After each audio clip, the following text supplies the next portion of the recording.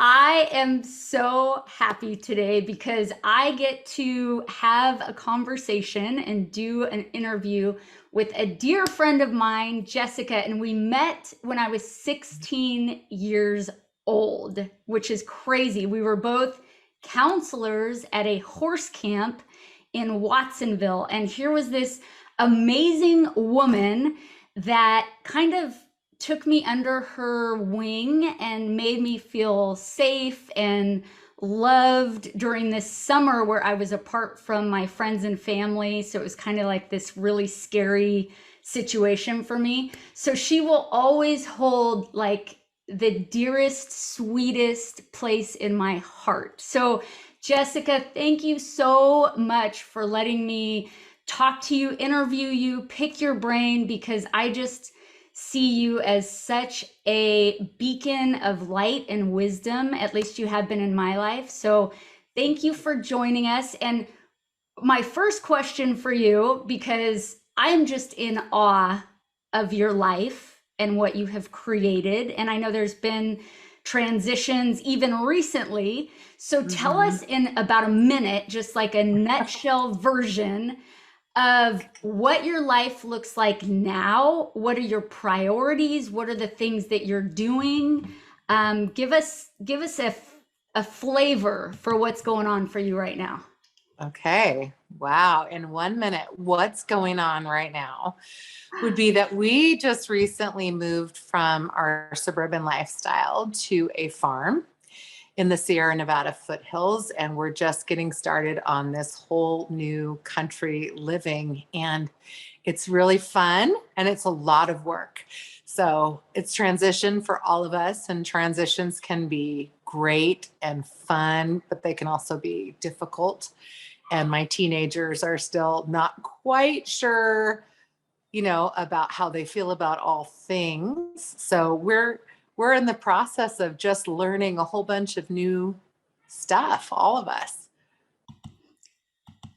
And tell everybody what your family consists of. Who are you Okay, guys? sure.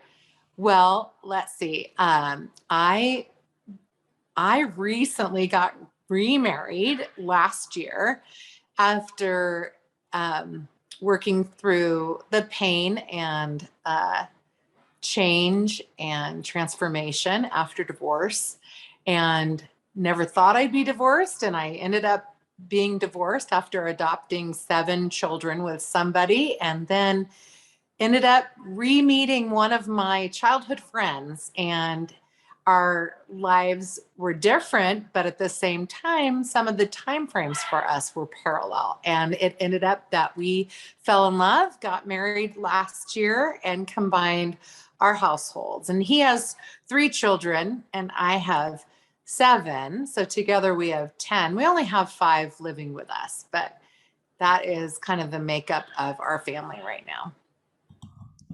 Okay, do you guys see why I adore this woman? I mean, that is amazing. It really truly is. And I know when it's your life and you're living it every day, it just seems like the normal The thing. norm. Yeah. Yeah, But it seems really, normal. yes, but when you adopt 7 children and then have to go through a divorce, which I went through a divorce and we've connected on that and we know the pain Yes. and all that's involved in that. But on top of that, you have 7 children that you're raising. Um, where'd you go? I think somebody was calling. Oh, that's so Sorry. funny. I was like, all You of a sudden it was disappeared. just me. What's happening? Sorry. No, no worries. So anyway, I just think that is amazing. And tell us, just as now that we're on the topic of divorce and that loss, how did you get through that? What were some of the things, like if somebody's on here listening that is currently going through the loss of their marriage or their relationship, what are some tools or some things that really helped you navigate that process? Wow. Okay. So for me, it's been a journey of becoming more whole. And I think I didn't have this idea of integrating my whole life at that time. I was a wife, I was a mom, I was a friend, I was a daughter, but I wasn't this whole person that could be the same in every situation. I was one way with my children. I was one way with my spouse. I was one way with the folks that I knew in the community. I was just spread out and not very integrated. So for me, one of the biggest things was getting really deeply honest with myself and seeking healing. And then as I sought healing, that included a journey of health and well-being over what people thought, because the devastation around the divorce and the brokenness around family, and what will this do to my children, and how will they respond, and what if they're deeply hurt and they never recover, all of these things that I would carry around, none of them that I could fix, none of them that I could be in charge of, but I would carry around and wonder, how will I know if everything's going to be okay? That would even keep me more divided, because I was carrying the burden of so many things that I couldn't really even carry. I can't be responsible for all of those things. So over time, it was learning to let go of some of the constructs that either I had put into place, or how I was raised got developed, or communities that I'd been a part of. I had kind of developed these constructs that were sometimes very stringent and sometimes legalistic, and sometimes kept me needing to live up to the mark rather than living just to be myself, and just accepting the grace that I am who I am. I love all of these things and all of these people, and I love my kids. And I'm not just this marriage. I'm not just this mom. And I think sometimes adoption even played a part in that for me. Maybe I've had this level of feeling like I had to be even a better parent, or even a better community member, because I'd taken on a different level of responsibility with special needs children. And how could I let them down? So I had to unravel all of those things, and remember that staying in a broken marriage was letting them down as much as getting divorced was letting them down. And what if leaving a broken marriage actually brought more life and healing to my entire family, versus trying to keep it together and make it look right under the constructs that I knew people were viewing my marriage in. So, Oh my gosh, you touched on so many different amazing points in that. But one of the things that stuck out to me was just how powerful authenticity is, and being yeah, true to oneself, and the healing of oneself to be in alignment, our mind, body, spirit, alignment, yeah, oneness, unity, harmony, all of those things. And truly, another thing at the very end when you were talking, I was thinking about that. I've seen this quote like, marriage is hard and divorce is hard. Choose your hard. Like, yeah, life is hard. Being sedentary is hard, and being active is hard. Choose yeah, your hard. We right. get this choice in life, and uh, a lot of the directions that we can go, I mean, they just are hard, but what kind of hard do we want to invest in? So Yeah, those were just some of the thoughts that popped up as you were speaking. And yeah. so what what is one thing besides the divorce in your past that was really difficult for you, and then that you feel like you have overcome successfully, or have walked through? Is there something that you feel like you've done the work and progressed to a certain point so that you could look back and do that whole hindsight is 2020. Mhm. Is there anything like that that comes to your mind? And if there is, how did you overcome, or what were some of the things that you did to walk through? Well, going back to what I said about that journey of wholeness and like looking at what does it mean for me to be whole as a person, one of the things that I had to get a handle on was my numbing around food, around um, these excessive diets and then excessive exercise to try to combat the issues that I was numbing out with. So whether it's drinking too much, eating the wrong things, overindulging, overspending, just numbing out on different levels and not being true to the best version of myself. I had to get a handle on that, because once I reached about 300 pounds, I was like, the reality set in that I was not blessing my body. I wasn't even having gratitude for this body that carries me through life every day and is beautiful right where it's at. And it was really hard for me to receive that in our airbrushed social media based culture. How could I love an overweight body? And how could I love myself right in that moment to allow myself the time that it takes to be on a health journey? Because my health journey was about emotional well being, yes, but my weight had been a plague in my life for so long. Probably comparison plays into that, probably self image. And a lot of times it was just simply not caring very much, just being okay with status quo. A lot of times I was satisfied enough, like, yeah, I look pretty good. I can still rock a pair of jeans at 285. So, you know what I mean? So I was like, this is going to be fine.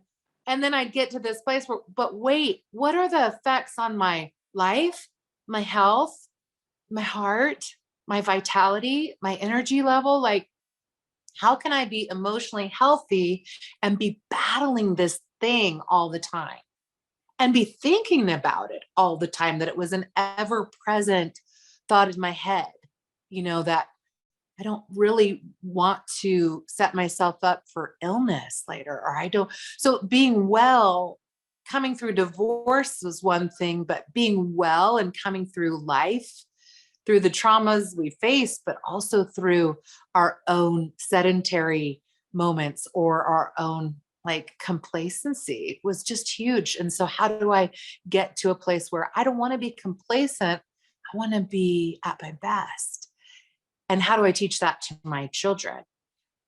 And so that was some tools that I had to learn, and I'm still learning, because I have not arrived by any means. And I call my journey is definitely that, a work in Totally. progress. And it Yeah. is for all of us in Yeah. all the areas and all the ways. This is a journey. And Yeah.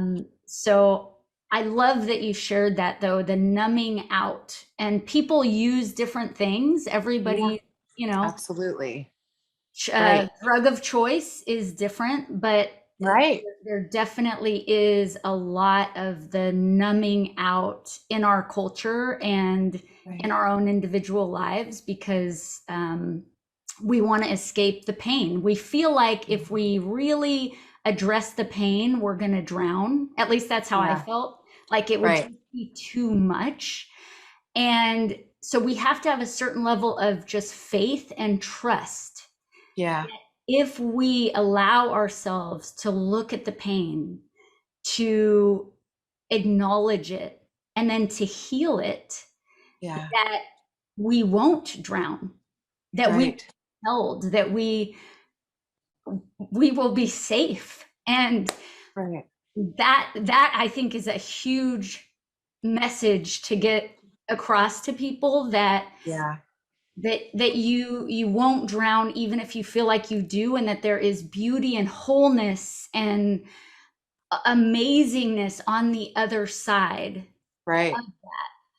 And you, And trusting yourself, like throughout that process, like trusting yourself. Sometimes I have to ask myself, what is the next best thing I can do to bless my body? Because if I'm in a numbing phase and I don't know it because it's an old habit that just comes back, oh, wait, this is actually not the best thing I could do to bless my body. Right now, it would be a walk. Right now, it would be to finish a chore or whatever it is. Right now, it might be to make a phone call that needs to be made. But what's the next best thing that I can do to bless my body? oh, So that's a great tool for, yeah, yeah, for people to use in that position, because it's not tearing yourself down. Oh, you're so, no, that's, we want to stay away from that. We want to go toward the positive, which that question is, well, what can right. I do to bless myself? I mean, that's an amazing question, to ask ourselves. So you did talk about your highest self. And I love thinking about, visualizing, and connecting to our higher selves. Yeah. So tell all of us, if you were to describe your highest self and, let us know who that is, how would you describe her?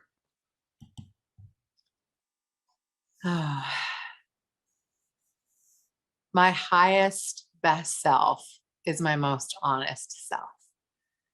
And in that, that's sometimes having to be transparent when I don't feel like it or when I feel like it would be too vulnerable. Sometimes it's apologizing when I'm feeling stubborn and not wanting to apologize.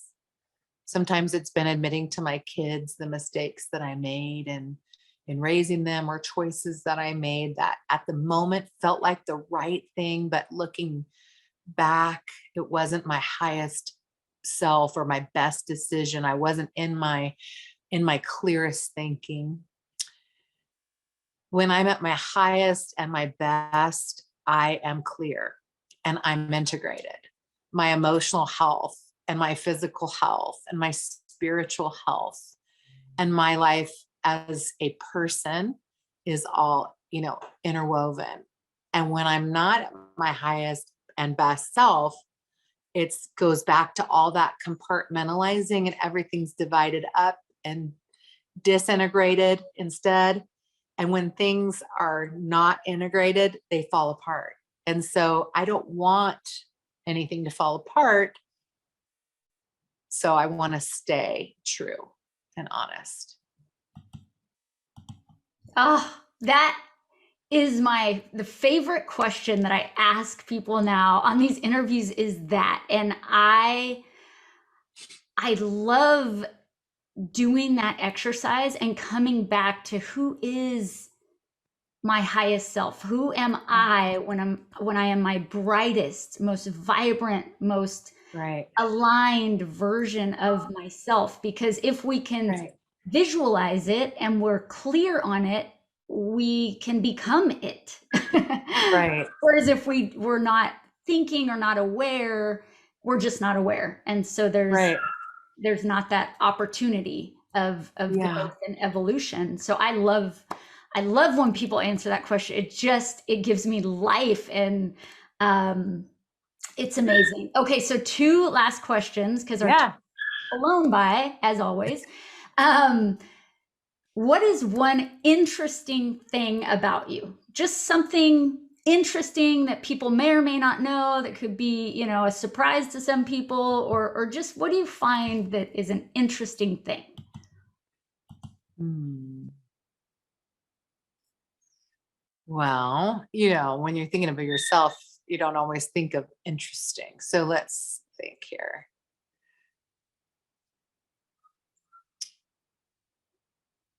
I love to cook. I love to create in the kitchen, but I like to create all the time. I love to write. I like art and pottery and painting. And so I like all those things. So you tend toward the creative, Yeah. artistic, plus you're a fabulous communicator. And actually, so I lied. One other quick question before my final question. I Yeah. know that you do speaking, and Yeah. so I want to know what your favorite things to talk about are. What do you love speaking about, speaking to?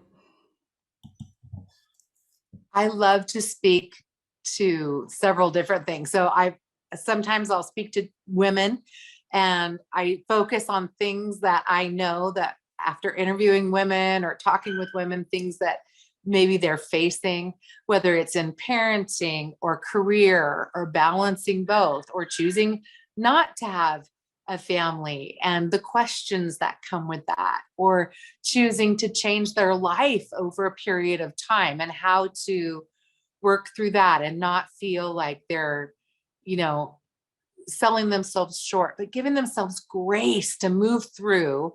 And this idea that we are on this transformational journey, we're not just like have one thing, we have all of this time and beautiful life to spend growing and making mistakes and giving ourselves room to make those mistakes and not beating ourselves up over it. So I love that. I love to talk to adoptive parents. I love to communicate with them about the truths around adoption, around some of the things that we can do better so that we don't, repeat mistakes, or we don't create difficulties that don't need to be there. I love to talk about special needs. I parent children who will probably live with me for a lifetime.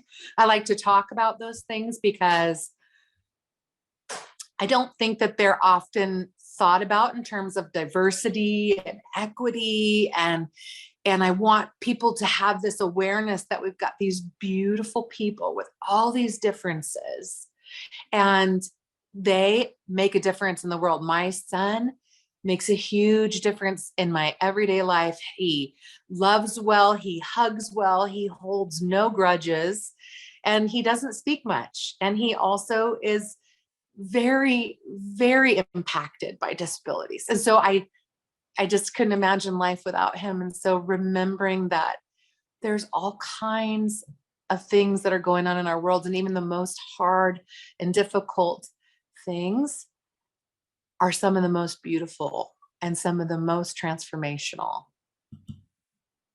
Oh, so well said. That is very, very true.